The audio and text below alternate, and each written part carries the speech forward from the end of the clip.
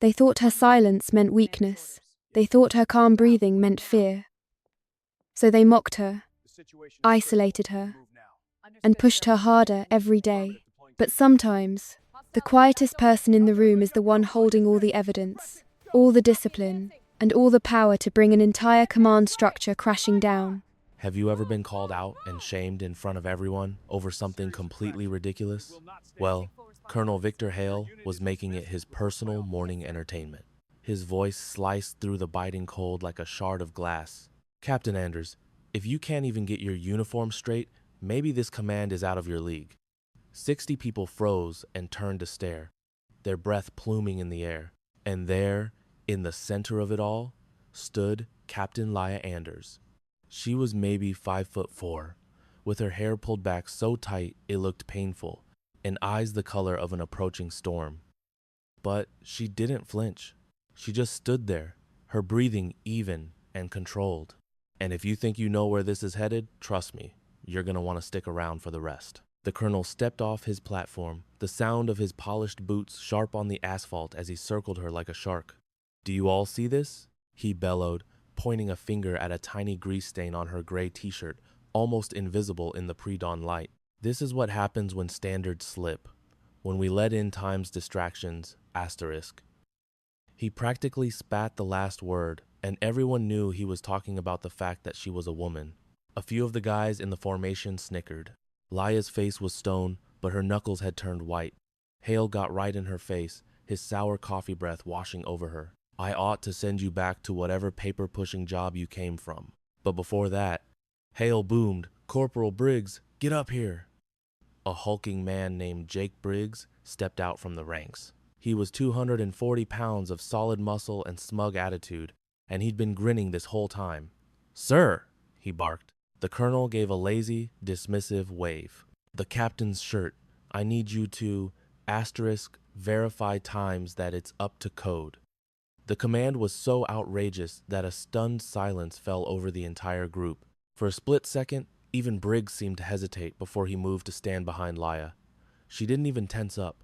She just kept that same steady rhythm of breathing, in and out. Briggs grabbed the collar of her shirt. "Ma'am, this will only take a moment," he said, his voice dripping with fake politeness. And then he yanked it. The sound of tearing cotton was like a gunshot in the silent morning. The shirt ripped clean open, straight down her back. The cold air rushed against her skin, and you could hear a collective gasp from the crowd. But it wasn't the humiliation that shocked them. It was what the shredded shirt revealed. Her entire back was covered in an insanely detailed tattoo of a massive hawk, its wings stretching from one shoulder to the other, talons extended. You could make out every individual feather. There were words tattooed across the hawk's chest and along its wings, too small to read from a distance, but the level of artistry was absolutely mind-blowing.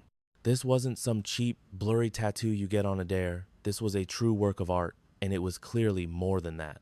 In the back of the formation, an old-timer's eyes went wide with a flicker of recognition. But then, the snickering began. "Whoa! Check out the big bird," someone whispered. "Did she get that done at a carnival?" Another guy cracked, and a wave of laughter rippled through the ranks. Colonel Hale just stood there with his arms crossed, a smug smirk spreading across his face.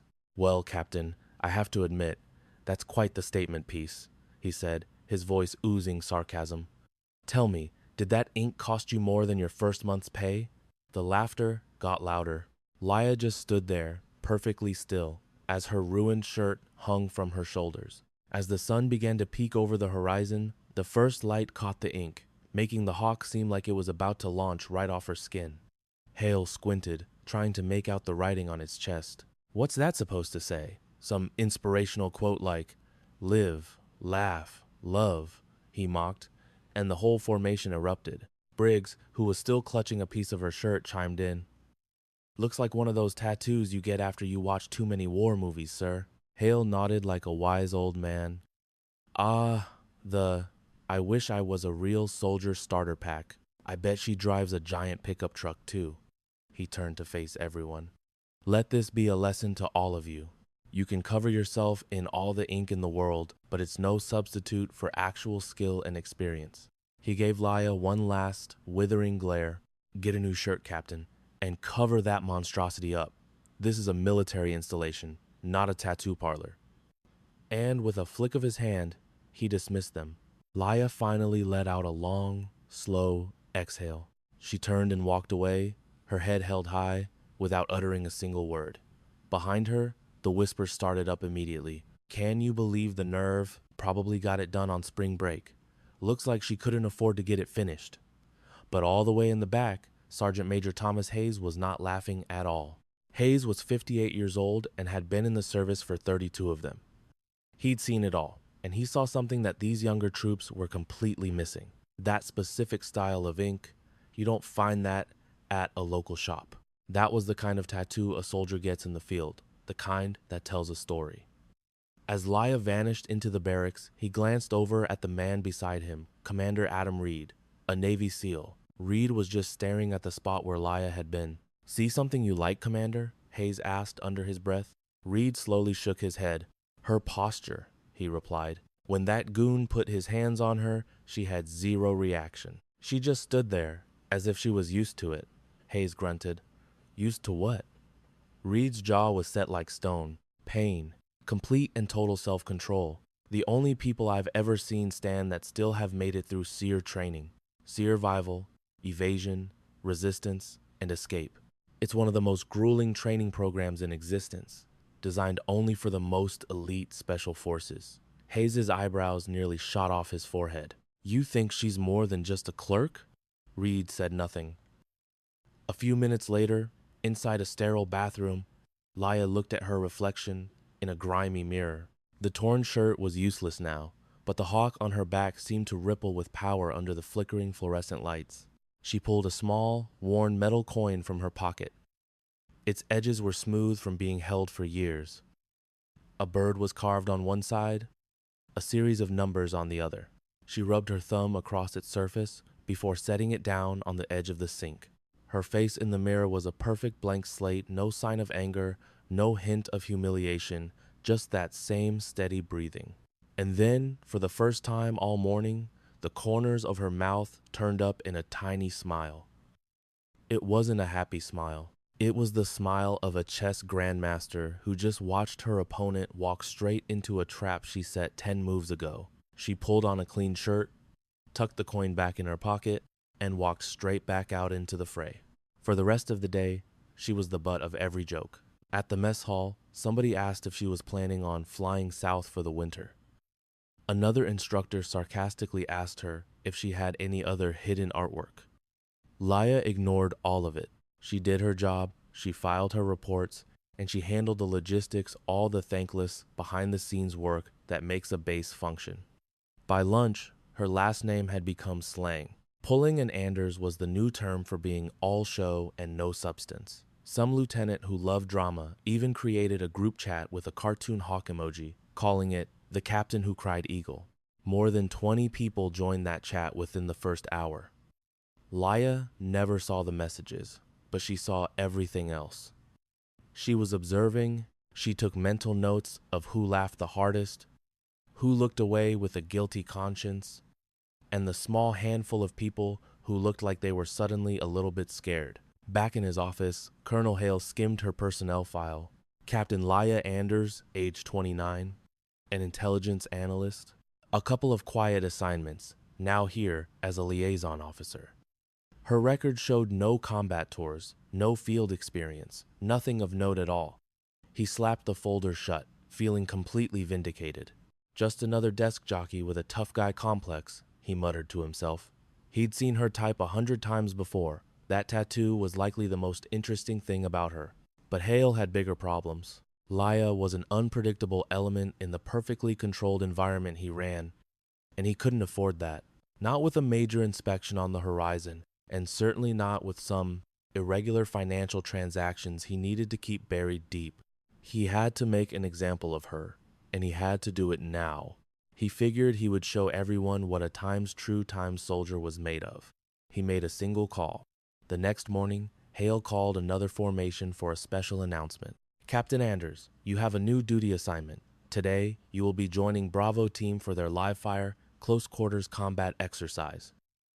A dead silence fell over the group. Since you seem so worried about appearances, he added with a cruel smirk, this is your chance to show us if there's any substance behind the style. Your gear is waiting for you. Report to the range at 0800 hours.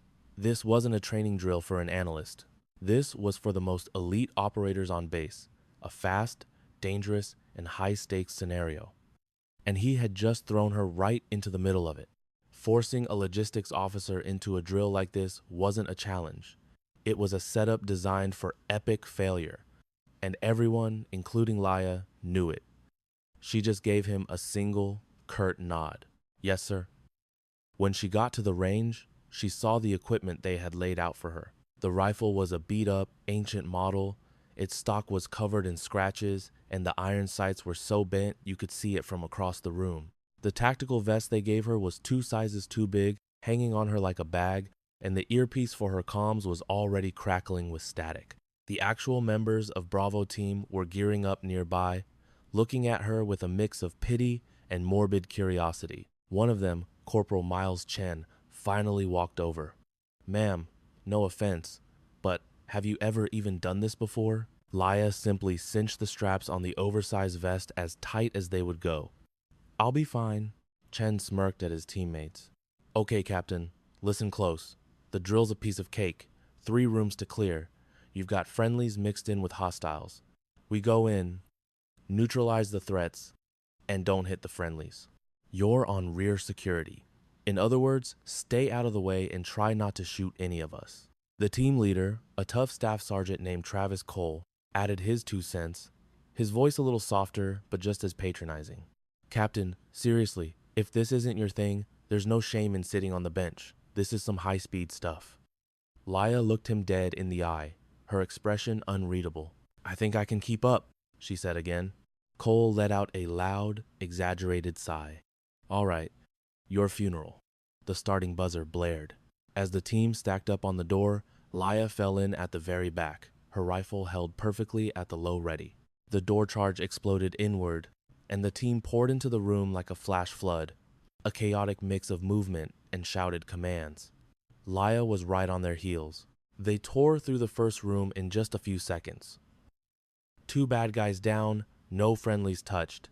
But as they charged into the second room, their confidence made them sloppy.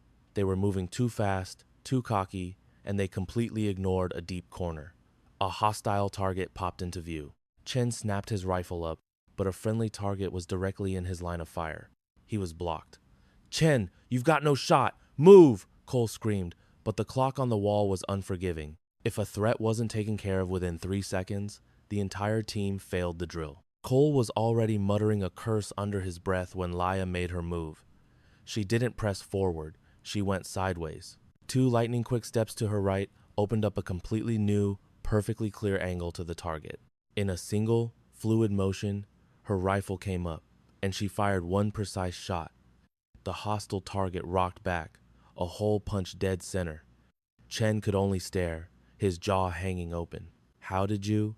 But Laya was already moving silently toward the third and final room. Cole blinked, shaking his head as if to clear it, and shoved his team forward. The last room was an absolute nightmare. 4 hostiles, 2 friendlies, all jammed into a space the size of a closet. The team got tangled up, bumping into each other as they desperately tried to find a safe shot.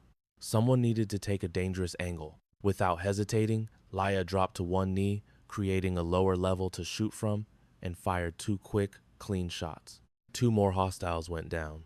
The friendlies were untouched. The drill was over. Range is clear, a voice announced over the intercom. Final time, 47 seconds. That is a new facility record. The room went completely silent. The officer then added, and for anyone keeping score, the old record was 52 seconds, held by an instructor from SEAL Team 6. The men just stood there, shell-shocked. Chen looked from his expensive, tricked-out rifle to Laya. What in the world was that? Cole's face had gone from annoyed to completely stunned. Captain, where did you learn to shoot like that? Laya calmly ejected the magazine and cleared her weapon. Practice, she said, her voice completely flat. She placed the rifle on the table and walked out, leaving the entire team staring after her in disbelief. Cole immediately pulled out his phone and started typing like a madman. High up in the observation booth, a man named Hayes was staring at a monitor. "Run that back," he ordered. The technician replayed the footage in slow motion. Hayes ignored the targets. He was watching Laya's footwork.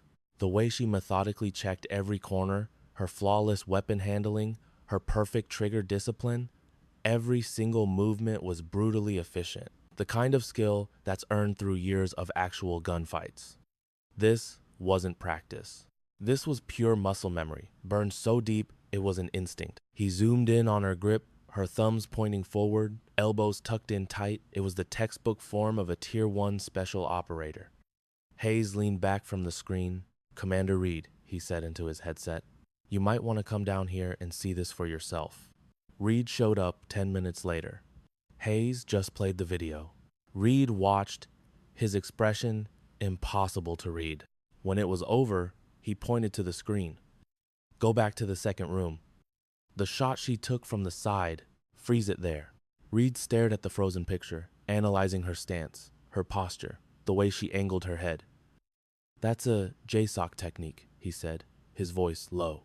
He was talking about the Joint Special Operations Command, the absolute elite of the military, home to units like Delta Force and SEAL Team 6. The way she's using the doorframe for stability, they only teach that in the Advanced Hostage Rescue course. "The one for operators who do this for a living?" Hayes nodded. "And her grouping in the last room? I pulled the report. Both shots landed inside a 2-inch circle, from 15 feet away, while kneeling, with a rifle that had messed up sights." Reed rubbed his chin. "She adjusted for the bad sights without even test firing it. That means she knew the weapon was off the moment she picked it up. Which means she knows her weapons." Hayes finished. "Like, asterisk, really times, knows them." They both looked at the image of Laya on the screen, her face a mask of pure, calm focus. There was no sign of an adrenaline rush, no excitement, just a professional doing a job she had clearly done thousands of times before. Reed took out his phone and started looking through her official service record again. It says right here she's an intelligence analyst. No advanced weapons courses, no combat deployments, nothing, zero, zilch. "So where did she learn all this?" Hayes asked the empty air. Reed didn't have an answer. Down on the now empty range, Laya was alone. She had stayed behind to pick up her brass casings, an old habit from another lifetime. She carefully picked up 3 of the spent shells and arranged them on the concrete floor in a tiny triangle. She stared at the simple shape for a long time before scattering the shells with the tip of her boot.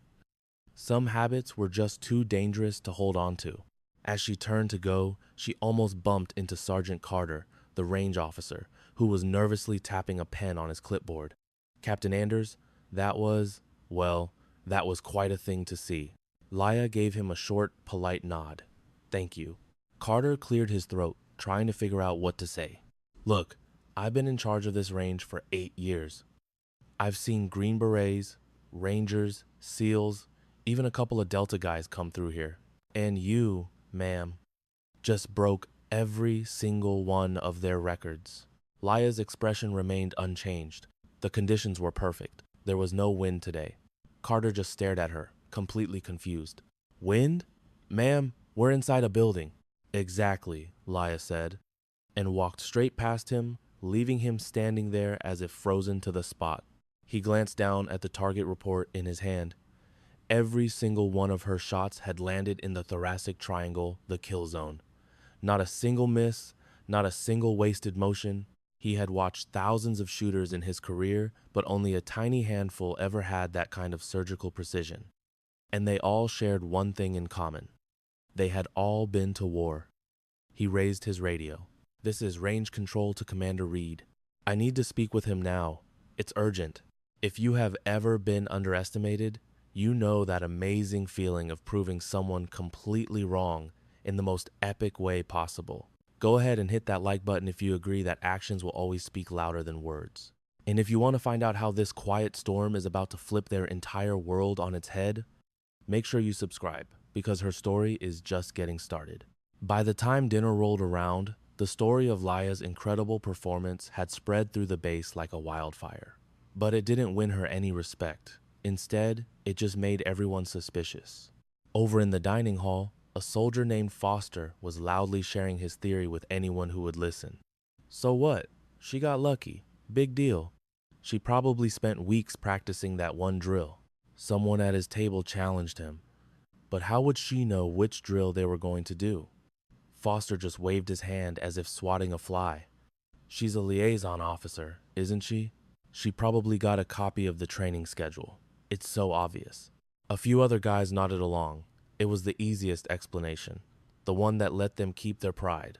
A nerdy pencil pusher had cheated to make them all look bad. That was much easier to accept than the truth. At a different table, a soldier named Briggs was quietly eating his food, lost in thought. He hadn't been there to see it, but he'd heard the whispers. 47 seconds. A new record. Beating one set by the SEALs. It made him feel uneasy, not because he believed she cheated, but because he was remembering how she had just stood there, completely calm, when he had grabbed and torn her shirt. There was no surprise, no fear, no anger. It was like it hadn't even happened. Like she had seen things so much worse that a little bit of conflict was nothing to her. He pushed his dinner tray away, having suddenly lost his appetite. Across the room, Laya sat by herself. She ate her meal with a quiet, efficient rhythm. Chicken, rice, and vegetables. Good fuel. She ignored all the whispering and the sideways glances. It was just a simple pattern. 4 bites, a drink of water, 4 more bites, and repeat. From the serving line, Hayes watched her. Even the way she ate was disciplined, almost robotic. He recognized that kind of hunger. He'd seen it in prisoners of war, in people who had been starved to the brink and learned to treat every single calorie like treasure because they never knew when the next meal might come. Later that night, tucked away in his quarters, Commander Reed was staring at the ceiling, wide awake. He just couldn't shake the image of Laya from that training video. The way she moved, it sparked a memory, a ghost from a mission almost 20 years in the past. He was just 19 then, a fresh-faced Navy SEAL on what was supposed to be a simple convoy escort in Syria. Their only job was to guard some high-value analyst as she moved between safe houses. The analyst was a small, quiet woman. Reed barely even registered her presence. And then, the roadside bomb detonated. The world just dissolved into a nightmare of fire and smoke as the truck in front of them ceased to exist. The sheer force of the blast tossed Reed's Humvee into the air like a child's toy, and he remembered the sickening feeling of the sky and the ground trading places again and again. When the chaos stopped, he was pinned inside a twisted wreck of metal, the warm stickiness of his own blood pooling around him as his vision narrowed to a pinpoint. That's when he felt them small, steady hands pulling at him, and then a voice, impossibly calm in the middle of the carnage. Stay with me. Breathe in for 4 seconds, out for 4 seconds. It was the analyst. She had somehow wrestled him free, dragged him to cover, and was now applying perfect pressure to his wounds. She called in the rescue chopper herself and never once left his side. Reed blacked out before he could get a clear look at her face. He woke up in a field hospital, and she was gone. The official report was a brick wall, a civilian contractor whose identity was completely classified. For years, he'd searched for the ghost who had saved his life, just to say thank you. And now, he bolted upright in his bunk, his heart hammering against his ribs. In for 4, out for 4. Reed remembered her whisper. That simple breathing technique wasn't just a calming trick. It was a clue. He flipped open his laptop and dove deep into the classified archives. He ran a search. Every single civilian contractor who had served in Syria between 2017 and 2019. Then he started adding filters, medical and intelligence fields, women between the ages of 25 and 30. 43 names popped up, still too many. He added more keywords, certifications in combat first aid, human intelligence training, fluency in specific local dialects. The list got shorter, 20 names, then 10, then 5. And then, one single file loaded on the screen, and the words next to her photograph sent a chill down his spine. Captain Laya Anders. Assignment, Ghost Hawk Intelligence Cell. Status, killed in action, 2019. Record permanently sealed.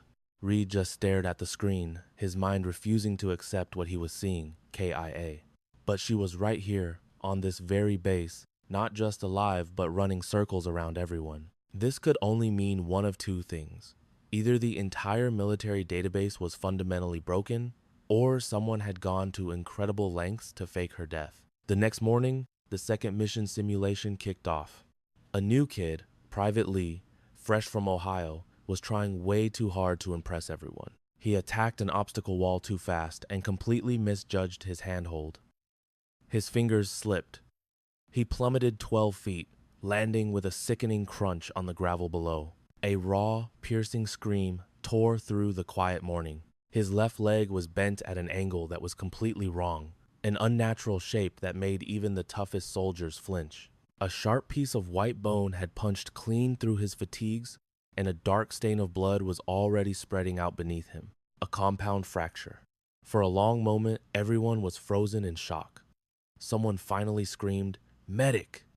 But the medic was 300 yards away, helping another soldier with a minor sprain. It would take him at least 5 minutes to get there. Lee just kept screaming, his squad mates hovering in a useless circle around him as panic started to ripple through the group. Then, as if she had materialized out of thin air, Laya was there. She knelt down beside him, her voice cutting straight through his cries of pain. "Lee, look right at me." His eyes, wide with terror, locked onto hers. "Breathe with me," she said, her voice gentle but firm. "In for 4. She took a slow, deep breath, showing him how. Lee choked on a sob, trying his best to copy her. "Out for 4. Gradually, his frantic gasps started to even out, but Laya was already working. She pulled a small kit from her cargo pocket inside, with combat gauze, a SAM splint, and nitrile gloves. Where in the world did she get that? That wasn't standard gear for a liaison officer. She snapped the gloves on with a quick, practiced motion. "This is going to hurt like hell," she said calmly. "But if I don't set this bone right now, you're going to lose your leg. Do you understand me?" Lee, with tears cutting clean tracks through the dirt on his face, managed a tiny nod.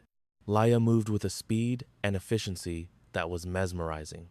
She packed the wound with gauze, putting steady, direct pressure on it to control the bleeding. Her hands were as solid as a rock, no hesitation, no wasted movement. And she kept talking, her voice calm and clinical. "The human body can lose about 15% of its blood before shock starts to set in. You're at about 8%. You're doing great. You're going to be okay." Lee held onto her words like a drowning man clutching a life raft. She expertly splinted his leg, locking the fracture in place. Then she pulled out a radio. It wasn't the standard issue training model. This one was smaller, more advanced. She keyed the mic. "This is NATO training actual," she said, her voice sharp and clear. "I need an immediate medevac. I have 1 casualty. Compound fracture of the left tibia and fibula. Bleeding is under control. The patient is stable but needs surgery within the next 30 minutes. She then perfectly recited a 9-line report, the kind of urgent call combat medics make when they're taking enemy fire. It was flawless. Line 1, the grid coordinates. Line 2, her radio frequency. Line 3, the number of patients. Line 4, what special equipment was needed. All the way down to line 9, the patient's nationality. The soldiers standing around her were completely dumbfounded. That wasn't something you learn in a classroom. You learn that by calling in real helicopters while bullets are cracking past your ears, knowing that one tiny mistake could get someone killed. The helicopter touched down just 7 minutes later. Medics scrambled out, took one look at Lee, and loaded him onto a stretcher. The head paramedic stopped for a second. "Who stabilized him?" he asked. Someone pointed toward Laya. The paramedic took a closer look at her work, the expertly packed wound, the perfectly secured splint. "This is textbook," he said, shaking his head in disbelief. "No, wait. This is better than textbook. You just saved this kid's leg." Laya stood up, peeling off her bloody gloves. He did the hard part. He stayed calm. But the paramedic wasn't buying it. "Ma'am, I've been a paramedic for 15 years. What you just did, that's Tactical Combat Casualty Care, TCCC. Where did you get that kind of training? Laya didn't answer him. She just turned and walked away, leaving a crowd of stunned soldiers whispering behind her. Hayes pushed his way through the group. He glanced from the dark patch of blood on the gravel to the discarded medical packaging. His eyes narrowed. TCCC wasn't for liaison officers. It was for medics, for rangers, for special forces operators, the guys who go into places where help isn't just around the corner. He bent down and picked up a glove wrapper. It was military issue, but the lot number was old, from before 2020. That meant she'd been carrying these supplies in a personal med kit for years.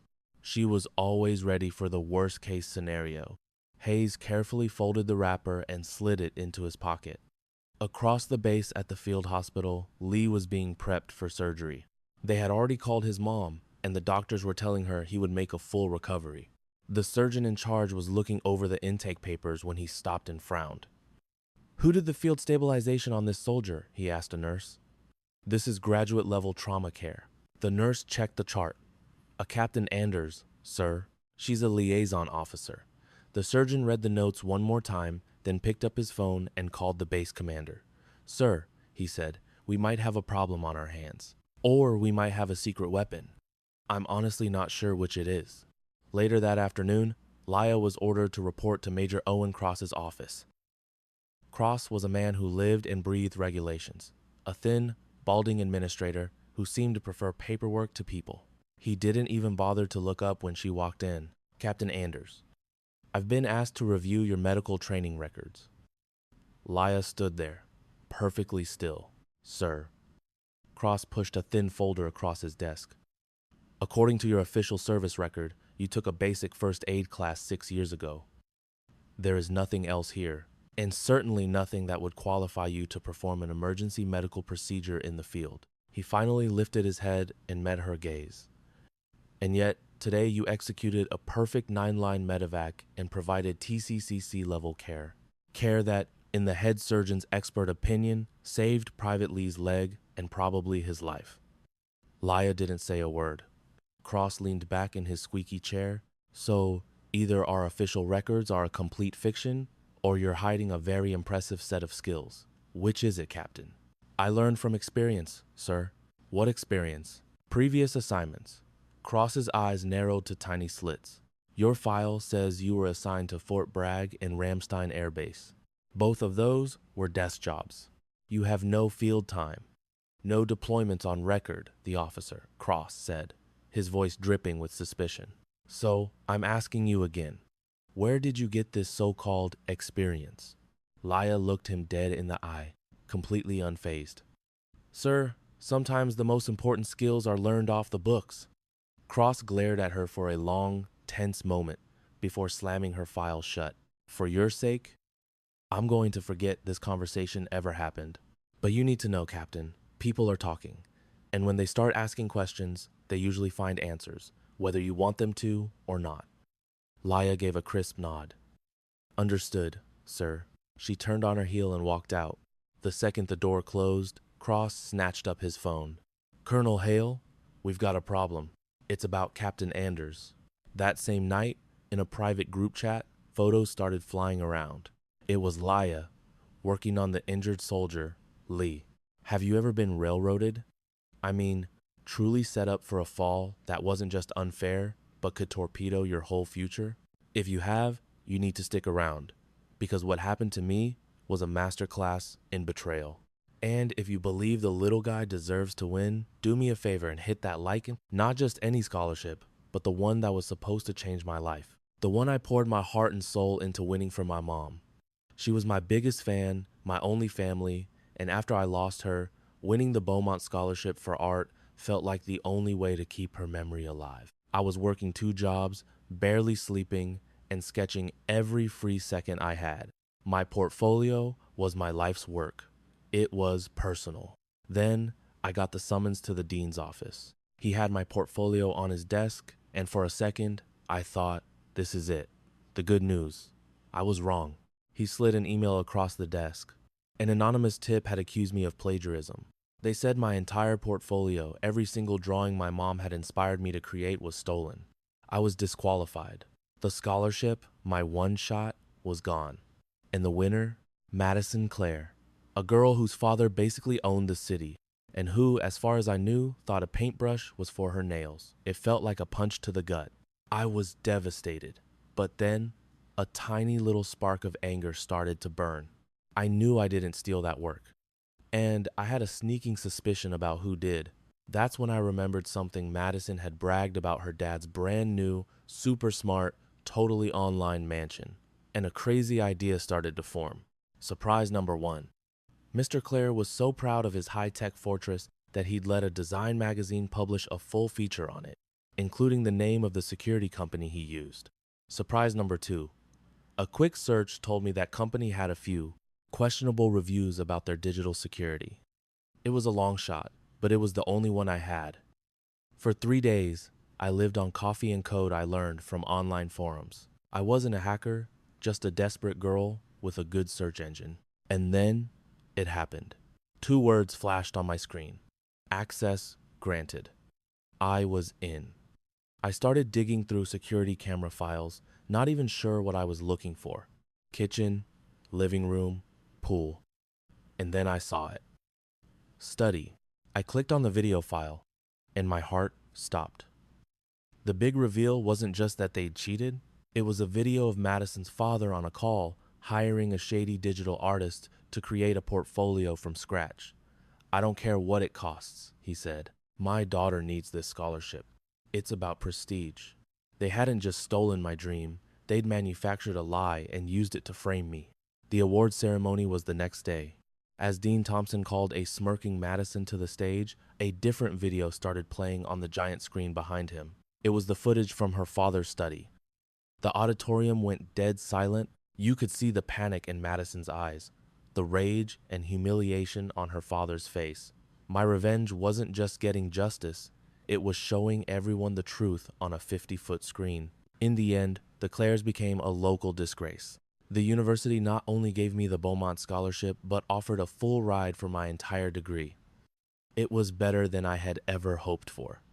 And the moral of the story? Don't ever let anyone tell you that you're powerless. Your truth, your integrity, and a little bit of creative thinking are worth more than all the money in the world. Never let them win. They were huddled in the dark, watching the security camera footage over and over. Laya, in the training yard, single-handedly saving Lee's life. It was Hayes who finally spoke. I checked the lot numbers on her med supplies. That gear was manufactured back in 2018. The kit is over 6 years old. Reed stared at the screen, a thought clicking into place. "That means she's been carrying her own personal trauma kit this whole time," he said, mostly to himself. "And the way she calmed Lee down, stopping the panic, that's straight out of the Psychological First Aid Playbook, PFA. They hammer that training into people who have to deal with extreme combat situations." Hayes nodded, his eyes wide. "Exactly. Like special forces, combat medics, the kind of people who see things so horrific they need a script just to keep their patients from dying of shock." Reed rubbed his temples, leaning toward the glowing monitor. "That's not even the craziest part. I found something else. Something buried so deep in the classified network it almost didn't exist. Can you imagine being one of the most dangerous soldiers on the planet, a living ghost, only to have your entire identity wiped clean and be forced to hide as a nobody? Every day, you show up to an office, sit behind a desk, and let people treat you like you're worthless, like you don't matter. That has been Laya's life. But what happens when a ghost decides she's done hiding? Stick with me to see how it all unfolds, and if you're a fan of a great underdog story, go ahead and hit that subscribe button. You see, 2 men were finally putting the pieces together. "You ever hear of a unit," Reed asked quietly, "called the Ghost Hawk Intelligence Cell? A Black Ops team running dark missions in Syria and Iraq from 2017 to 2019. They did recon, gathered intel, and took care of problems permanently when needed." "What happened to them?" Hayes asked, his voice barely a whisper. Reed's face went grim. "The whole unit was wiped out in 2019. The official report says most of the team was killed in action. The few who might have survived, their files were sanitized, wiped from existence, and Laya, Reed gave a slow, deliberate nod.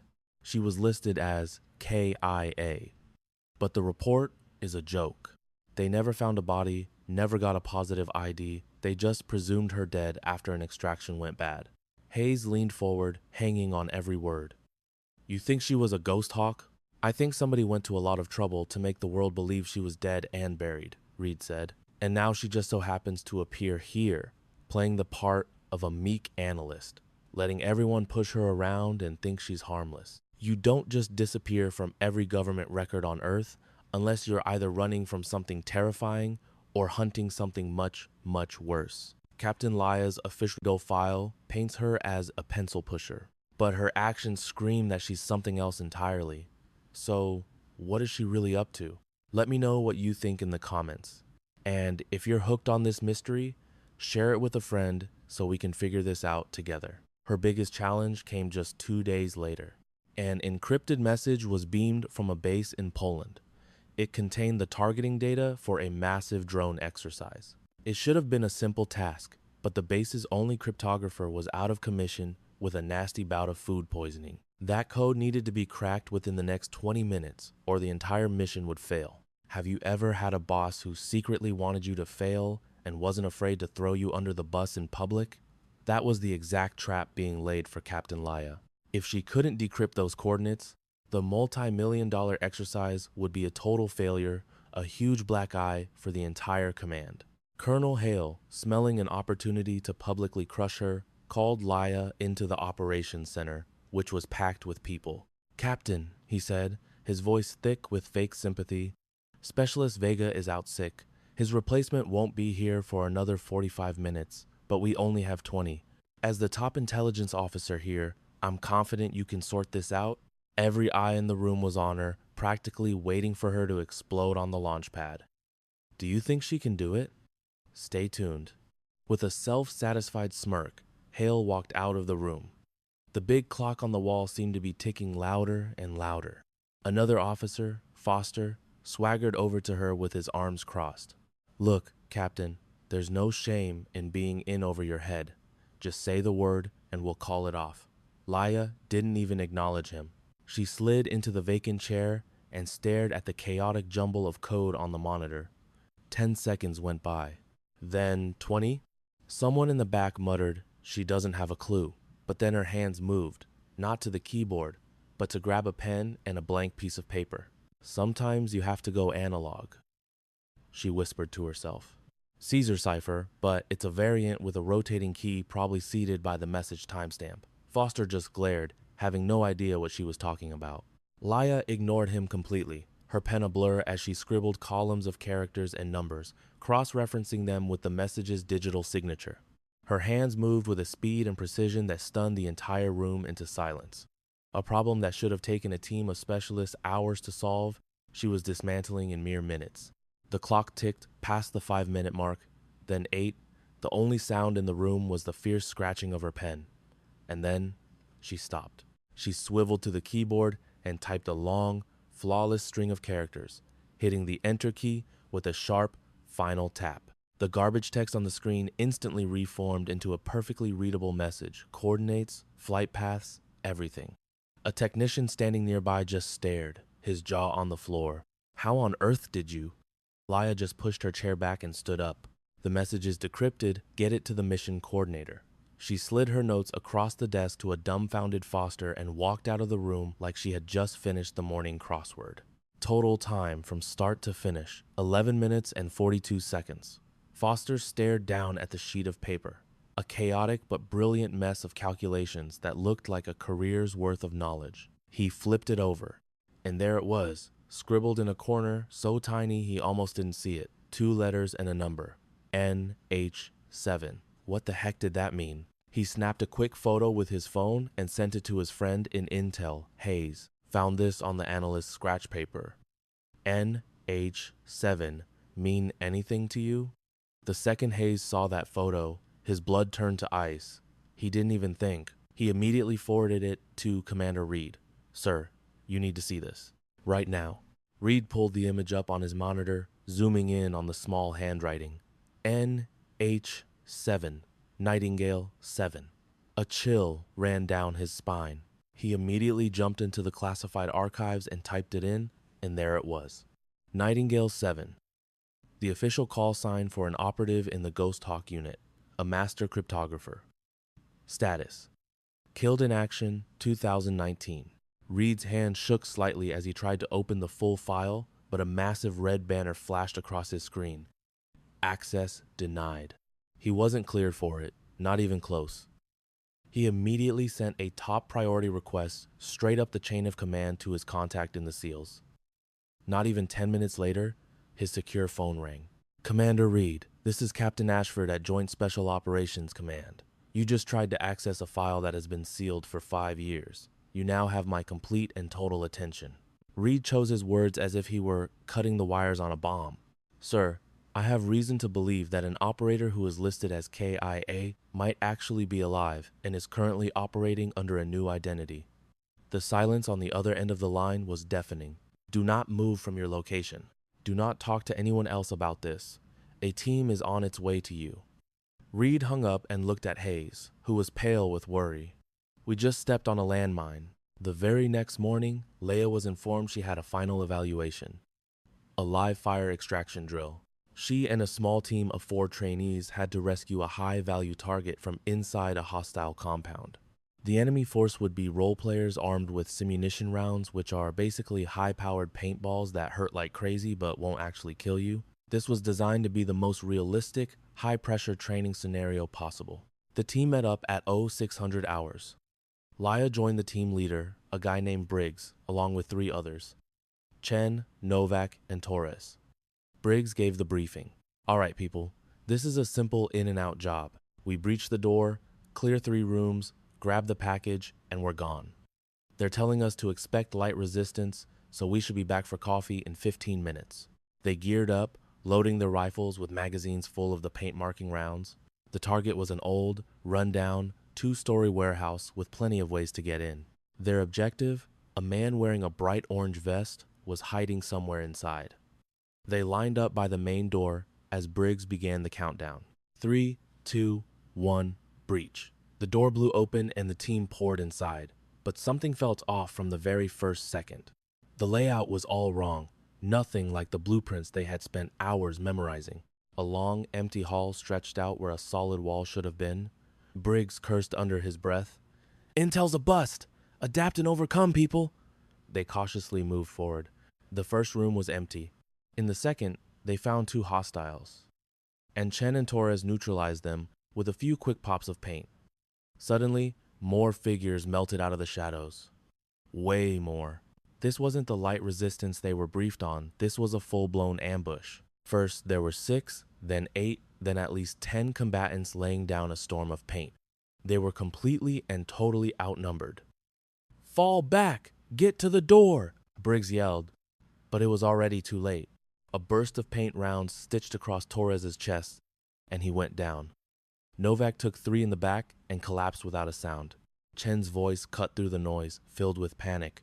I'm out! No more ammo! A paintball exploded against Briggs's shoulder, and his arm went completely numb, his rifle falling to the floor with a clatter. Just like that, it was only him and Leia left, trapped in the open and surrounded. Leia took in the entire scene in a fraction of a second. They had been intentionally funneled into a killing zone with 0 cover and no escape route. This wasn't a training exercise anymore. This was a setup. She hit her comm switch. Command, this is Bravo team. We are under heavy fire and require immediate extraction. Her radio just hissed static. They were being jammed. Of course they were. Briggs looked at her, his uniform splattered with bright paint that looked just like blood. Captain, it's done. We have to give up. Leia just stared at the enemy closing in, her team broken and defeated all around her. And right then, she made a decision. While her team was being overwhelmed, she reached into her vest and pulled out a tiny, secret radio, the kind of military-grade encrypted device that had no place in a simple training scenario. She keyed the microphone, and when she spoke, her voice had completely changed. The hesitant, quiet staff officer was gone. In her place was someone whose voice was cold, level, and all business. Nightingale 7 to Overwatch. I'm requesting an immediate extraction. Coordinates are November Whiskey 4721. We have 5 personnel, 1 high-value target. Authenticate with Tango Hotel November. For a long, tense moment, there was nothing but static. Then, a calm man's voice came back. Nightingale 7, your authentication is confirmed. A quick reaction force is on its way. Estimated time of arrival is 2 minutes. The radio clicked off. Briggs could only gape at her, his brain refusing to process what was happening. What in the world was that? Laia didn't even bother to answer him. She just moved to find cover and drew her sidearm. Even though it was only a paintball pistol, the woman holding it was a totally different person. Her posture had changed, her shoulders were square, her chin was up. This wasn't some desk jockey anymore. This was a professional soldier. The role players who had been advancing on them actually hesitated, confused by her sudden air of absolute authority. And then the main entrance didn't just open, it was blown clean off its hinges. This wasn't a training explosion, this was real. 4 soldiers in full tactical gear, with no unit patches or identification, stormed into the building. They moved with the chilling efficiency of true professionals. The role players froze in place. One of them finally stuttered, "Whoa, this is just a training drill." The lead operator didn't even slow down. "This drill has been terminated. Vacate this area immediately." They didn't have to be told a second time. They just disappeared. In a matter of seconds, the operators had their target secured and were on their way out. One of the operators gave Laia a quick, respectful nod, and then they vanished. The whole rescue took less than 90 seconds. Briggs was left standing in the now silent warehouse, his mouth hanging wide open. Who were those guys?" Chen asked in a whisper, his eyes huge. "Did we just get saved by actual special forces?" Laia calmly flicked the safety on her pistol, holstered it, and turned to her shocked team. For the first time, she looked them all in the eye, with a gaze that was perfectly calm and steady. "We need to have a debriefing." Her voice was different. It was the voice of a real commander, the kind of voice you listen to without question. Briggs just blinked. "Captain." Laia walked straight past him toward the exit. "Let's move." And they did. They followed her. Miles away in the main command center, everything was descending into chaos. Commander Reed was staring at the live footage on a massive screen, the color gone from his face. Hayes was standing right beside him. On the screen, they watched the moment Laia used her hidden radio, Nightingale 7, to overwatch. Reed's voice was a strangled whisper. That call sign was officially retired back in 2019. Hayes jabbed a finger at the mysterious soldiers on the monitor. "And that team, I recognize that equipment. That's a JSOC quick reaction force. You don't get a team like that for a training exercise." Reed rewound the video, his eyes fixed on Leia's face. He saw her transform from a nervous officer into a stone-cold professional in less than a second. "She's not a liaison officer," he breathed out. Hayes snorted. "You think?" Reed turned to him, the massive implications of what was happening finally sinking in.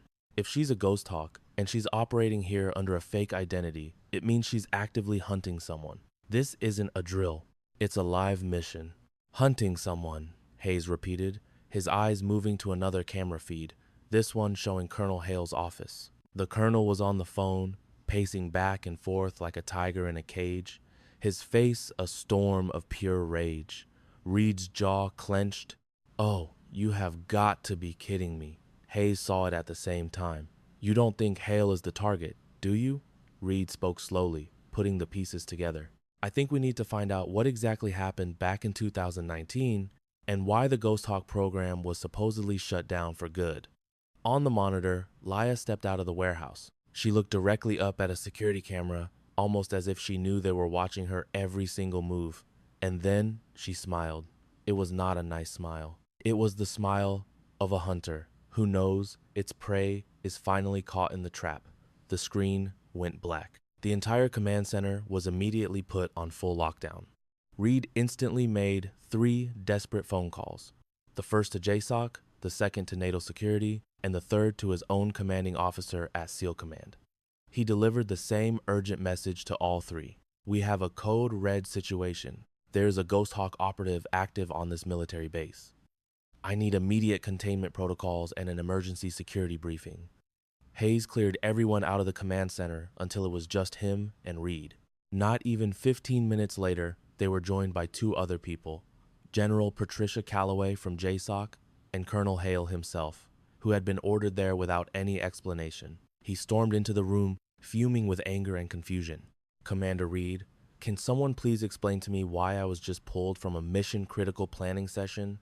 General Calloway, a woman in her 50s with hair the color of steel and a matching gaze, simply stood near the monitors with her arms crossed, not saying a word. They called her the laughingstock of the base, a captain so incompetent she couldn't run a basic training drill. For weeks, they had made her life miserable, and leading the charge was Colonel Hale, a famous war hero with 3 combat tours and 2 Purple Hearts to his name. But what this highly decorated hero didn't know was that the useless captain he loved to humiliate was about to bring his entire world crashing down around him. And you're going to want to stick around, because this story of revenge is one you have to hear to believe. Inside a secure briefing room, General Calloway pointed to a frozen image of that very same captain. Colonel Hale, tell me what you know about the Ghost Hawk intelligence cell. A flicker of something crossed Hale's face. I'm vaguely familiar. That was an old program back in Syria. The entire thing was shut down. Calloway's eyes narrowed. No, it was aborted. There's a very big difference. She pointed at the screen again. What's your assessment of her? Captain Anders? Hale barely even looked at the picture. She's a liaison officer. Her performance has been barely adequate, and today's failed exercise showed some extremely poor judgment. She used communication channels that were not authorized. From the other side of the room, Commander Reed spoke up. Those channels weren't unauthorized, sir. They were highly classified, Reed explained, reserved specifically for JSOC's Quick Reaction Force. The kind of channels that only the most clandestine, deep cover operators are ever given access to. Hale just looked at him, completely stunned. That is absolutely impossible. Her security clearance isn't even in the same universe as before. He could even finish. Sergeant Major Hayes played an audio clip. The captain's voice, level and professional, echoed through the silent room. Nightingale, 7 to Overwatch. Request immediate extract. The command center was dead quiet. Calloway spoke softly, but her words hit like cannonballs. Nightingale 7 was the call sign of a Ghost Hawk operative back in 2018. A specialist in signals intelligence. An operative who was officially listed as killed in action after a mission was aborted in April of 2019. She turned her cold stare directly on Hale. A mission abort that you personally ordered, Colonel. All the color vanished from Hale's face. That mission was a bust, he stammered out. The intelligence was solid. Enemy forces knew where we were. I made a tough command call to pull my people out. It's by the book, standard operating procedure. Calloway's voice turned as sharp as broken glass. 3 operators died during that retreat, Colonel. They died because their air support was mysteriously pulled away. They died because their escape path was suddenly changed. They died because somebody decided that their mission and their lives were completely expendable. Hale's hands clenched into tight fists by his sides. Are you making an accusation, General? Calloway didn't even blink. I'm asking you to tell me why Captain Laia Anders, a woman who has been officially dead for 5 years, is currently on your military base. And I'm also asking why she seems to have a very, very strong interest in watching every single command decision that you make. Reed brought a new file up on the main screen, its encryption level off the charts. About an hour ago, I cracked the Ghost Hawk mission archives. It took a top-level JSOC override to get in.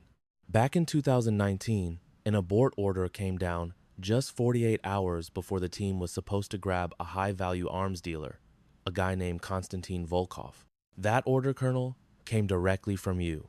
The official reason was an intel leak, but there's not a shred of paperwork to support that. No source, no after-action report, nothing to prove the mission was ever compromised. Hale's jaw was clenched so tight it looked like it might crack. My sources were classified. I wasn't required to name them. Your sources were paid, Hayes cut in, holding up a printout. I took a look at your financials. Not your personal accounts, of course. That'd need a warrant. But I did find a certain shell corporation, Hayes went on. One that just so happens to be registered under your wife's maiden name. On April 10th, 2019, just 2 days before you killed that mission, a deposit for $200,000 landed in that account. And the sender? A holding company with a direct, traceable line right back to Volkov's money network. The air in the room turned to lead. Hale's face went from ghost white to a furious, blotchy red. That's utterly ridiculous. You can't prove that money was tied to. Reed's calm, quiet voice sliced him off. The transfer code on that deposit is a perfect match to payments made to 3 other officers. All of them were later convicted of corruption. Same network, same payment system, same buyer. Calloway took a single step forward. Colonel Hale, you are hereby relieved of your command, pending a full criminal investigation. The military police are waiting for you outside. You will hand over your credentials and go with them to the detention facility. Hale's eyes shot around the room, wild like a trapped animal. This is a setup. You're building this whole fantasy on circumstantial evidence and the word of a ghost. It's more than just her word, Reed said. He held up his phone and played one last audio clip.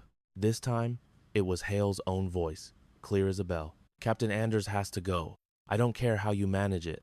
Reassign her, fail her evals, make her life so unbearable she quits. Just get her off my base. The voice on the other end, Major Cross, sounded confused. Sir, with all due respect, what's the big rush? She hasn't caused any real trouble. And then Hale's voice came back, dripping with paranoia.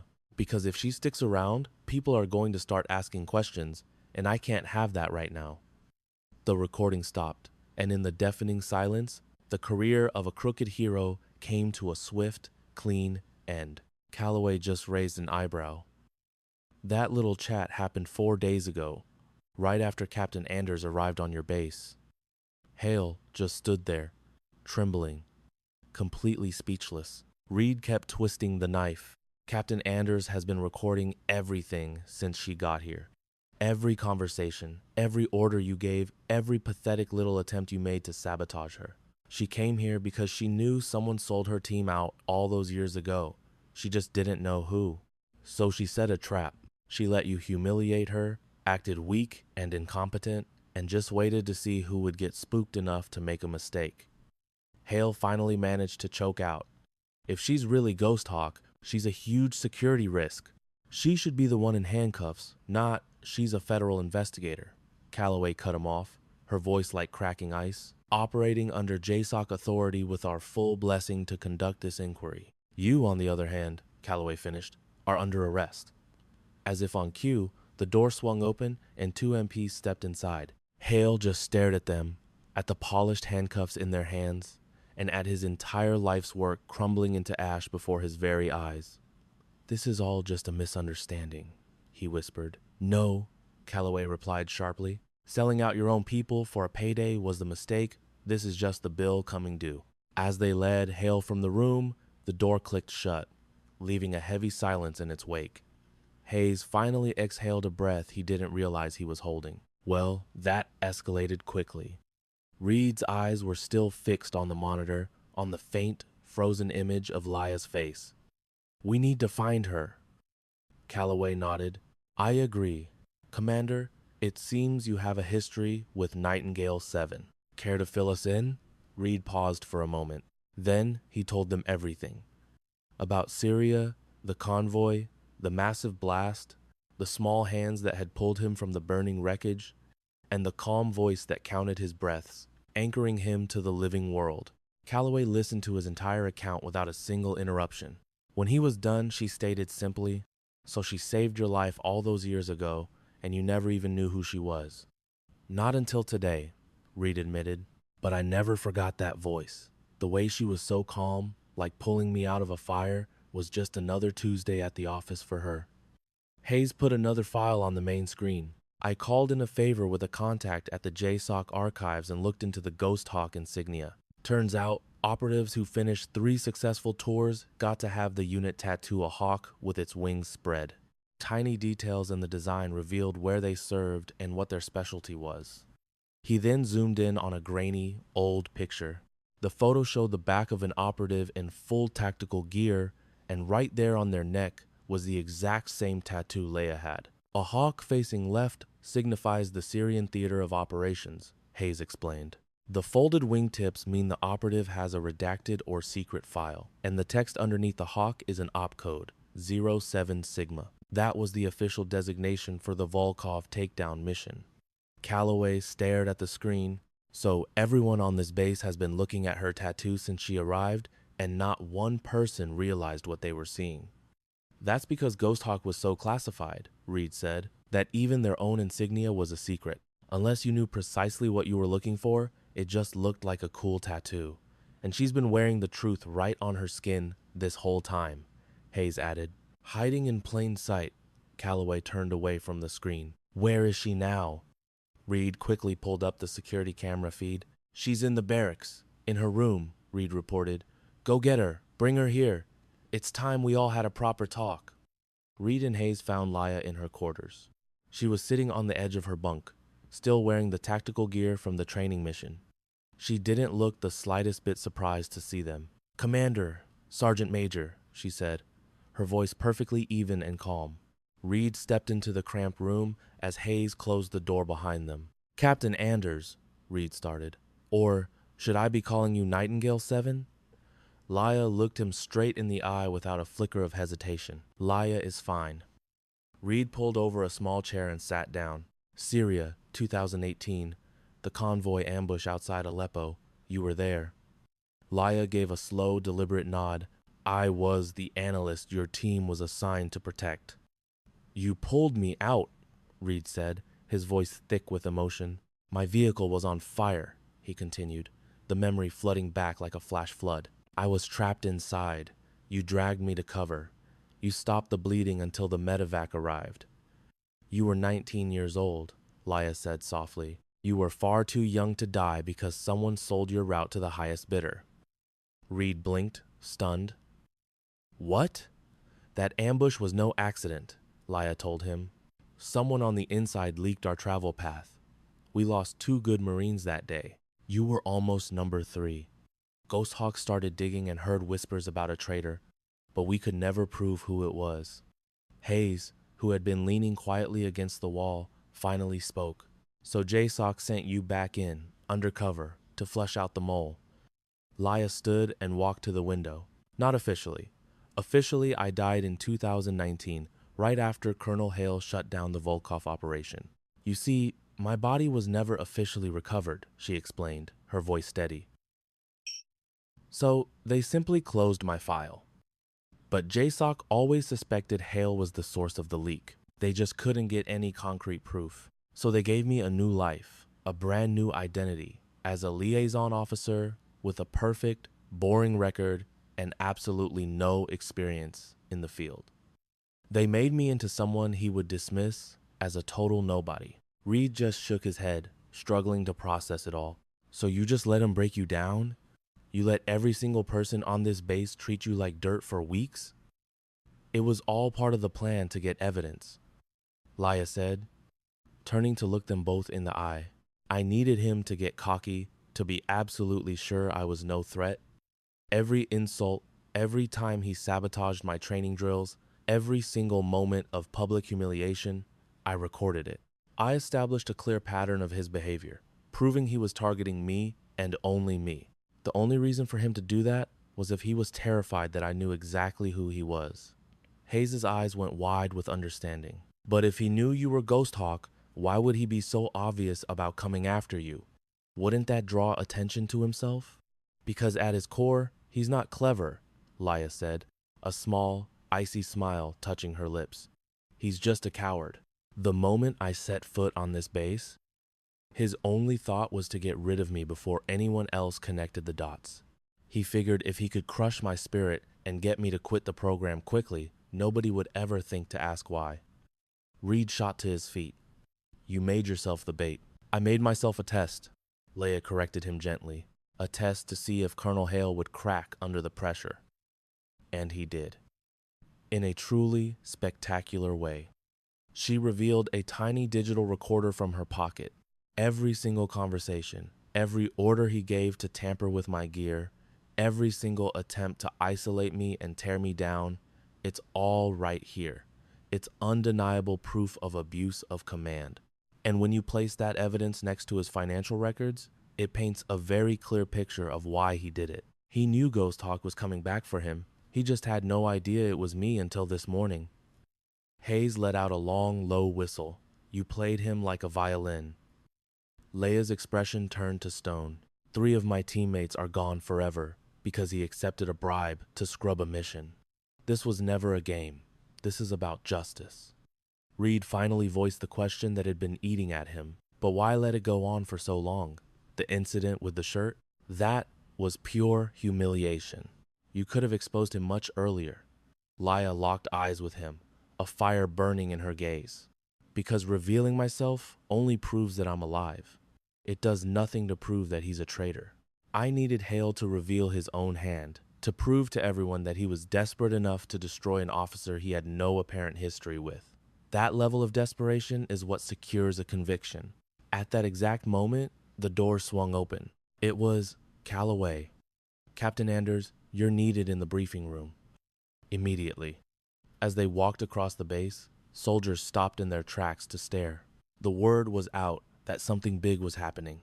Hale's arrest. The arrival of military police. Rumors were spreading like wildfire.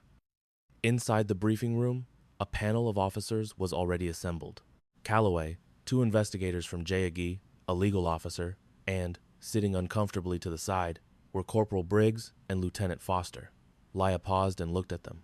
Briggs immediately scrambled to his feet. Captain Anders, I need to apologize for my behavior, for how I treated you. Foster nodded sharply. We both do. The word was you were just some officer who couldn't handle the pressure. It never occurred to us to question that.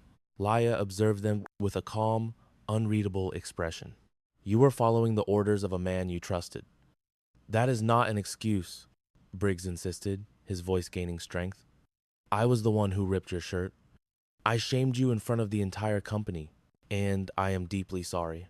For whatever it's worth, I'm prepared to testify about every single order Colonel Hale gave me. Foster then added, I also managed to recover his encrypted emails from the base server. There are messages between him and Cross, outlining all the ways they plan to make you fail. It's all there in black and white. Leia gave a slow, thoughtful nod. Thank you. Calloway pointed toward the table. Captain Anders, if you would please have a seat. We need to take your official statement. Leia sat, and the recorder began to spin. For the next 20 minutes, she told them everything. She explained it all. Her real identity as Ghost Hawk, the details of the mission that went wrong, the deaths of her teammates, her unofficial investigation, her arrival at the camp, every act of sabotage and humiliation she endured, the unmistakable pattern of Hale's predatory actions, and all the evidence she had so carefully collected. When she was done, a thick silence hung in the room. Calloway was the first to speak. Captain, I feel I must ask, you put up with weeks of this treatment. You allowed everyone to think you were weak and incompetent. Why didn't you just have Hale arrested right from the start? Leia looked down at her hands, which were calmly folded on the table. Because arresting one man doesn't fix a corrupt system. It just gets rid of one bad part. I needed to prove that the system itself allowed this to happen, that it was possible for a commanding officer to target a subordinate, ruin their career, and destroy their reputation, and that nobody would so much as blink an eye. Everyone on this base saw what I went through. Everyone watched, and almost no one said a word, she continued, her eyes sweeping across the room. That's the real issue, not just Colonel Hale. He is a symptom of a much larger problem. The real sickness is the culture that allowed him to act without consequences for so long. The legal officer leaned in. So this entire operation wasn't just to catch Hale. It was a demonstration of how the entire system enabled him. And to create a permanent record, Leia confirmed. So the next person who tries to report something like this has proof that the system has failed in the past and that it was forced to change. Accountability isn't just about punishing someone. It's about creating lasting change. Calloway nodded slowly, a look of understanding on her face. I see. For the record, your methods were extremely unconventional, Captain. but your results are undeniable. She then turned to the investigators. What are your recommendations? One of them began to read from a list. We're recommending a full audit of Colonel Hale's command decisions going back at least 5 years. A comprehensive review of every single personnel file he has ever influenced. We are also establishing a new anonymous reporting channel so that soldiers can report misconduct without fearing retaliation. And mandatory training on command, climate, and harassment prevention will be implemented effective immediately. The second investigator chimed in. Furthermore, we are moving to formally recognize the Ghost Hawk program. That unit has operated in the shadows for far too long. It is time those operators receive the official credit they have more than earned. Calloway agreed. Make it happen. Captain Anders, you are hereby cleared of any and all wrongdoing. Your rank and status are fully reinstated. Your service as Ghost Hawk will be added to your official service record, along with all appropriate commendations. Laya simply nodded. Thank you, ma'am. Calloway then stood up from her chair. There is one last item. JCOC would like to offer you a position as an instructor at the Sears School, teaching survival and resistance tactics to the next wave of Special Forces operators. You have proven that you can withstand the absolute worst. We need soldiers like you training our elite. Laya considered the offer for a long moment before she replied, I appreciate the offer, ma'am, but my work here isn't finished yet. Calloway arched an eyebrow. Finished with what? Laya didn't answer. The meeting was concluded. As everyone else filed out, Reed stayed behind. Can I ask you something? He asked. She looked at him. It's about Syria, he said, his voice barely above a whisper. When you rescued me, you could have just left me there. You could have taken the intel and gotten out. That would have been the smart move. You were 19 years old, Laya said gently, and you were still breathing. That made it a pretty simple decision. A lump formed in Reed's throat. I never had the chance to thank you for that. You just did, Laya said as she stood up. It's been a long day, Commander. You should probably get some rest. She walked toward the door, then stopped. And Reed, you turned out okay. I'm glad I was able to see it. And with that, she was gone. Reed sat by himself in the now silent room, noticing that his hands were trembling. It wasn't from fear. It was from a powerful wave of relief, grief, and immense gratitude all crashing down on him at once. Justice can take years. It requires an unbelievable amount of patience, and sometimes it requires someone willing to walk through fire just to bring the truth into the light. Do you think you could have shown that same kind of strength? If this story inspired you, hit that thanks button and make sure you subscribe, because Phase 2 is about to begin and it promises to be even more intense. That night, a deep quiet settled over the entire base. Hale was securely locked away in the brig. His office was sealed, his records seized. The news had spread like a flash flood. Soldiers who had laughed at Laya just a few days ago now found they couldn't look her in the eye. Some seemed ashamed, others were just confused, and a few looked angry not with her, but with themselves, for being so blind, for never questioning what was happening, for just following the crowd. Over in the mess hall, Hayes was quietly drinking a cup of coffee when Sergeant Carter sat down across from him. I heard about Captain Anders, about who she really is. Hayes just gave a slight nod. You heard correctly. Carter shook his head, still in disbelief. I saw her on the shooting range. I knew a shot like that wasn't normal, but I convinced myself it was a fluke, a 1 in a million shot, anything but the truth that was staring me right in the face. We all tend to see what we expect to see, Hayes replied quietly. She was counting on that. Carter sat quietly for another minute. So you think she'll stick around? I doubt it, Hayes admitted. People like her, they don't settle down. They're always hunting for the next thing. Carter stood up and left Hayes with his thoughts. He couldn't forget the perfect triangles of spent brass on the firing range, the absolute control Laya had over her breathing, her unshakable discipline. In his 32 years of service, he'd met thousands of soldiers, but he'd never seen anyone who could weaponize humility the way she did, turning weakness into a shield and patience into a razor-sharp blade. It was both magnificent and terrifying. Back in her room, Leia sat on her bunk, flipping a challenge coin over and over in her hand. The worn, smooth metal gleamed in the dim light. A hawk was carved into one side. The serial number GH07114 was on the other. She placed it gently on the nightstand. Then she opened her laptop. The laptop screen cast a ghostly glow in the cramped, pitch-black room. A single new email sat in her inbox from an anonymous sender, the subject line tellingly blank. She clicked it. The message was short and sharp. Tower 4 is a go. New objective confirmed. Ramstein Air Base, Germany. You have 72 hours to arrive. Phase 2 authentication for Operation Nightfall is Tango Hotel, November. 3 files were attached. She opened the first, revealing a satellite map of the Ramstein base, meticulously marked with building layouts, aircraft flight patterns, and security patrol schedules. The second file held profiles on 3 people, 2 men and a woman. Their names were blacked out, but their titles were all she needed: logistics, contracting, and finance. The third attachment was a simple chilling command in bold red letters: dismantle the network, seize the assets, settle the score. Laya's face was a mask of calm as she stared at the screen. Phase 2. She knew this was the next step. General Hale had been just one poison branch on a very corrupt tree. The network of insiders who enabled him, who got rich off of wartime chaos and treated soldiers' lives like chips in a poker game, was still thriving. JC didn't just want a pruning. They wanted the entire thing ripped out, roots and all. And they had just handed her the torch. She snapped the laptop shut, her head thudding softly against the cold metal wall of her quarters. Every single muscle fiber in her body was screaming. For weeks, she had endured punches, swallowed insults, and played the part of a broken, useless soldier. It was more than just physically draining. It ate away at your soul. There's a price you pay for letting people treat you like dirt, for watching them smile while you bleed.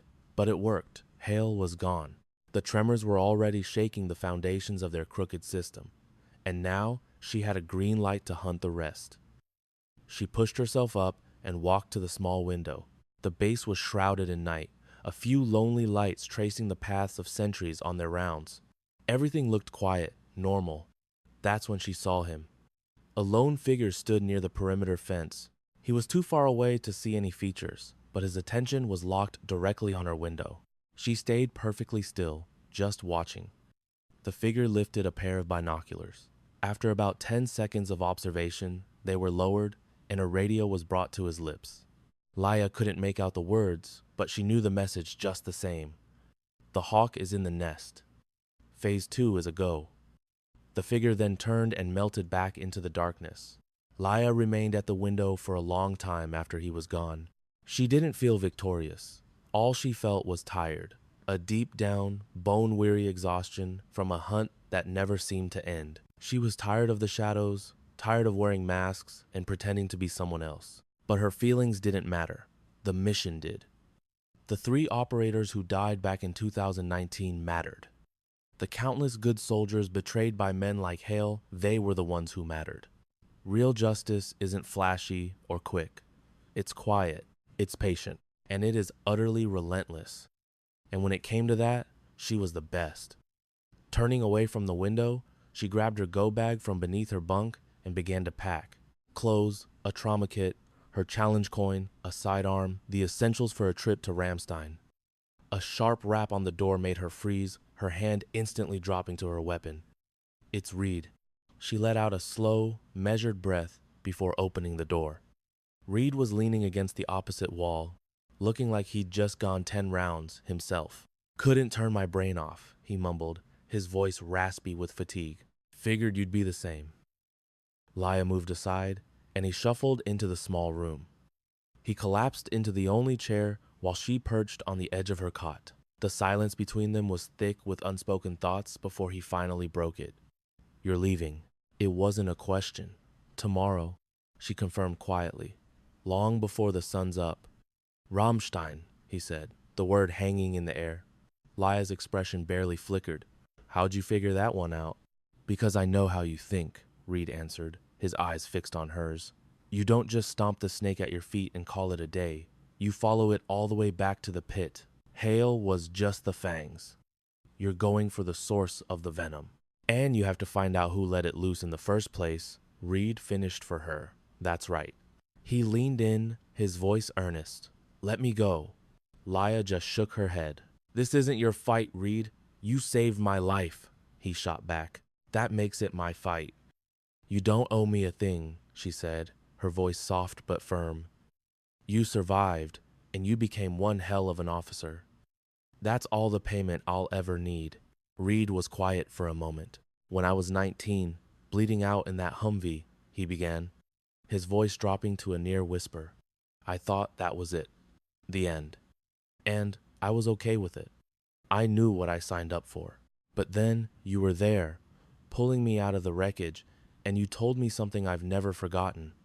What was that? Laya asked, her voice gentle.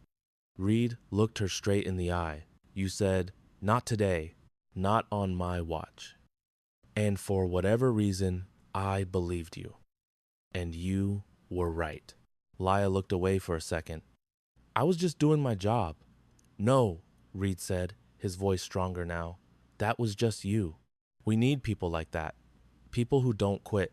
People who never, ever leave a soldier behind, he said, getting to his feet. Someone who will fight for what's right, no matter what it costs them. He took a step closer. Look, if you're going after these monsters, you shouldn't have to go it alone. We've got resources, backup. You don't have to carry this whole thing by yourself. A faint, tired smile touched Laya's lips. I appreciate the offer, Commander. I really do. But some hunts are best done solo. You bring in a whole team, and your prey just vanishes. Reed nodded slowly, his expression full of understanding. Okay, then just promise me one thing. When this is over, when you've burned their whole network to the ground, you'll take a real break. Let someone else save the world for a little while. Leia's silence was answer enough. With a sigh, Reed walked to the door and paused. Laya, thank you for everything. She just gave a slight nod. Get some sleep, Commander, she said softly. He slipped out, the lock clicking behind him. She finished packing with methodical precision, then lay down on the cot, still in her clothes, staring up at the ceiling. Sleep was a luxury she rarely got to enjoy. Her mind was a constant slideshow of the faces of those she couldn't save, their last moments playing on a loop in the dark. But then there were the others. Reed, Lee, and a few more. The ones she had time saved. That had to mean something. The ceiling fan spun in slow, hypnotic circles, painting moving shadows on the walls. She began her nightly ritual. Breathe in for 4 seconds, hold for 4, breathe out for 4, again and again. Slowly, the tension in her shoulders began to ease. The storm in her mind grew quiet, and she finally drifted off. Her eyes snapped open at 4:30 in the morning, when the world was still wrapped in darkness. She was dressed in minutes, her bag slung over one shoulder as she moved like a shadow out of the silent barracks. The base was dead quiet, with only the faint, distant shapes of a few guards making their rounds. She found her way to the motor pool, located the truck assigned to her, and slung her gear in the back. The engine roared to life with a low, satisfying rumble. As she passed through the main gate, she took one last look in the rearview mirror. The lights of the camp shrank behind her, swallowed by the darkness just before dawn. She pictured Hale, Briggs, and Foster, every single man who had ever sized her up, and saw nothing but a small, quiet woman they could easily ignore. They were all about to learn a very hard lesson. Quiet doesn't mean weak, and patience can be the sharpest weapon of all. She pointed the truck east, toward the airfield, toward Germany, and toward the next piece of her plan.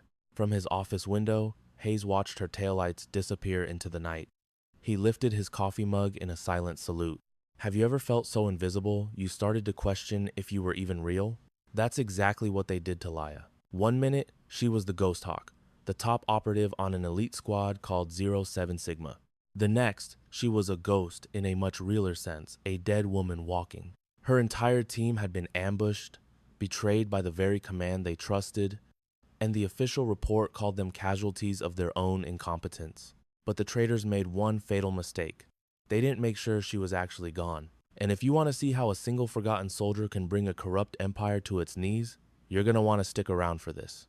Laya's new life was a universe away from the silent, deadly one she'd left behind. She lived in a cramped apartment that smelled like damp concrete and day-old pizza, working an off-the-books job clearing tables at a greasy diner. She was perfectly anonymous. Nobody gave her a second glance. She was just part of the city's tired, gray background. But every single night, she'd double-bolt her door, pull out a heavy steel challenge coin, and trace the engraving with her thumb. One side showed a hawk in flight. The other bore their team motto, silent, lethal, forgotten. It was a gift from her commander, a man who saw fire in her when she was just a scrappy recruit. "We're the ghosts in the machine, Laya," he told her. "We keep the world turning, and no one ever has to know we were there." Now, they were all ghosts, and she was the only one left to haunt the men who sent them to their graves. Her first target wasn't some high-ranking official. It was a nobody, a low-level data analyst named Arthur. Laya didn't kick down his door. Instead, she tripped and spilled a scalding hot coffee all over him as he was walking into his office building. As she made a big show of apologizing and dabbing at his jacket with napkins, she palmed his security badge, used a tiny device in her hand to clone it in less than 3 seconds, and slipped it right back into his pocket. He never suspected a thing. That night, she walked right into his office, not to steal files, but to find a sticky note on his computer monitor. On it was a child's drawing of a dog with Sparky written underneath. It was the key to everything. Just like that, she was back inside the system, a ghost in the machine once more. She didn't erase a thing. She just changed one number in a bank routing code for a massive, illegal wire transfer. It was a tiny change that would create a Category 5 hurricane of panic. That little thread led her to her next target and to a gut-wrenching surprise. The man managing the secret payments was a face from her past, a former handler she'd once trusted with her life. She set a meeting, posing as a desperate source with information to sell. They met in a crowded cafe, but as he leaned in to talk, she caught the tiny glint of a microphone wire clipped to his collar. It was a setup. In the blink of an eye, the quiet cafe exploded into chaos. Laya kicked her table over, used a sugar shaker like a smoke bomb, and vanished out the back door before the first person had time to scream. She left her old friend sitting there with a very big problem, explaining to his bosses how he'd let a ghost slip right through his fingers. But the biggest secret was yet to come. Following the money led her all the way to the top, to a 4-star general celebrated across the country as a war hero, General Maddox. He was the one who signed the order for her team's final mission. He had sold them out to secure a multi-billion-dollar weapons deal, then buried them as failures to hide his treason. His betrayal was public, and her revenge had to be, too. Laya discovered Maddox was being given a Lifetime Achievement Award at a huge, televised gala. While the nation prepared to honor a hero, she prepared to expose a monster. On the night of the ceremony, Laya, disguised as one of the catering staff, slipped into the media control room. As General Maddox walked onto the stage to a thunderous standing ovation, she took over the broadcast. The massive screens behind him were supposed to show a tribute video. Instead, they displayed encrypted bank statements, secret audio recordings of his treasonous deals, and the original mission file he'd falsified, all with his digital signature glowing at the bottom. The applause sputtered out, replaced by a wave of shocked silence, then audible gasps from the crowd. His entire legacy evaporated in an instant. Live for millions to see. He wasn't escorted off the stage. He was swarmed by military police. Justice, it turned out, could be incredibly loud. Weeks later, the scandal was still the biggest story in the world, but Laya was gone. She stood on a cliff overlooking the ocean, watching the sunrise. In her hand, she held the challenge coin. She hadn't just gotten revenge. She had restored the honor of her fallen family. The motto was still there. Silent, lethal, forgotten. But they would never be forgotten again. Laya carefully placed the coin on a small stack of stones she'd built, one for each member of her team. She wasn't a ghost haunted by her past anymore. She was the woman who dragged the truth into the sunlight. And the lesson from her story is pretty clear. You can try to bury the truth, and you can try to erase good soldiers, But a promise made between friends, that's something that can never die.